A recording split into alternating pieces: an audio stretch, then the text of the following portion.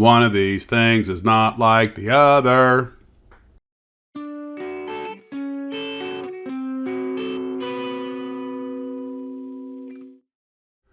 Well, hello, Glue Troopers. I want to thank everyone that made the live stream. Hope you had a good time.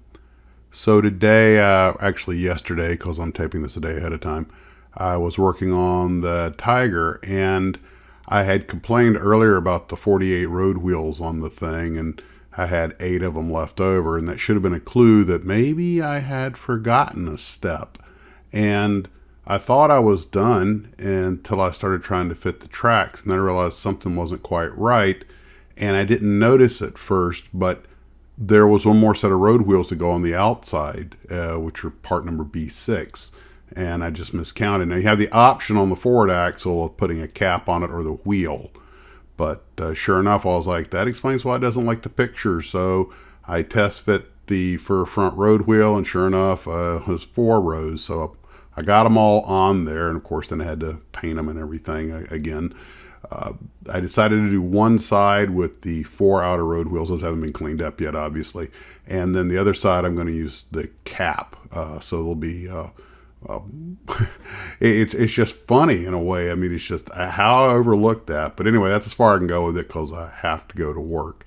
But so I just, as you know, when you looked at it against the picture, like something's not right. And then of course I had those road wheels left over, and it didn't dawn on me there were 4 rows, not 3. And I don't know how I got that in my head. I thought the other wheels were probably for some other kind of display or something. Just a blonde moment there. But of course we caught it, went back and fixed it. It's not a problem. And speaking of the way things look, this is the final display for the Aero Commander box art by the original artwork. My wife decided she liked it better up on the mantle than nailed to the screwed into the brick wall underneath it.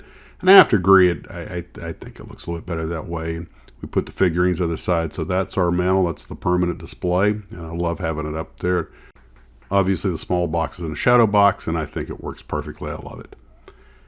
And you know, how you display your models is an important thing. Here I have my 1/32 scale Revell kits in front of their Jack Linwood box art, except for the very last one, because that's not a Revell 1/32 scale 0. That was an off-brand.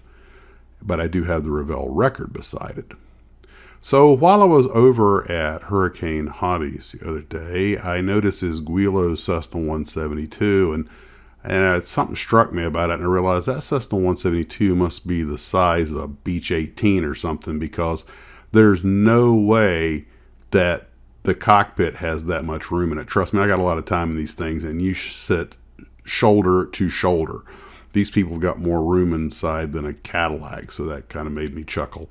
And amongst other things on the box art, I noticed that Airfix had put out this Concorde in BOAC markings, which Airfix doesn't normally do fantasy box art, but BOAC markings were never on the Concorde. By the time it went into service, it was British Airways and Air France. Also, I noticed that the Revell F-18 Snap-Tight kit isn't called a Snap-Tight. It's the easy click system to get away from the stigma of being a Snap-Tight.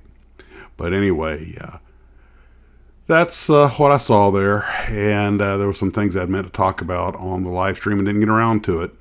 But we did get around to other stuff like the dioramas and everything that are available.